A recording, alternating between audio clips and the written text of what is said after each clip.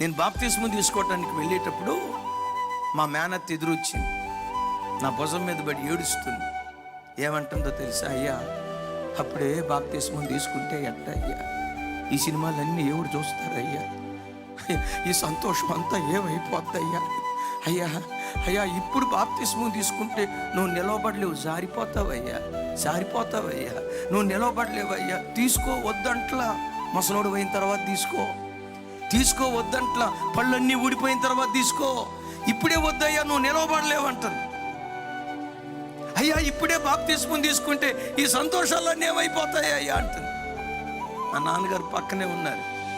సైతానా, యేసు నామములో పో. బాప్తిస్మం తీసుకోవడానికి వెళ్ళేటప్పుడు నేను మనసులో అనుకున్నాను, నిలవబడతానో లేదో, జారిపోతానేమో. మా అత్త చెప్పిందిగా, జారిపోతానేమో.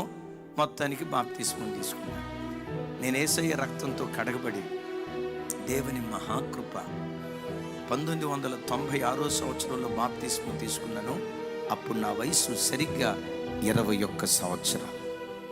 Praise the Lord, praise the Lord. దరిదాపుగా 25 సంవత్సరాలు ప్రభువులో కొనసాగటానికి దేవుడు సహాయం చేశాడు. నేను మీతో చెప్పే మాట ఏంటో తెలుసా? నేను నిలవబడలా, నన్ను ఆవరించిన యేసుక్రీస్తు రక్తం నన్ను నిలవబెట్టింది.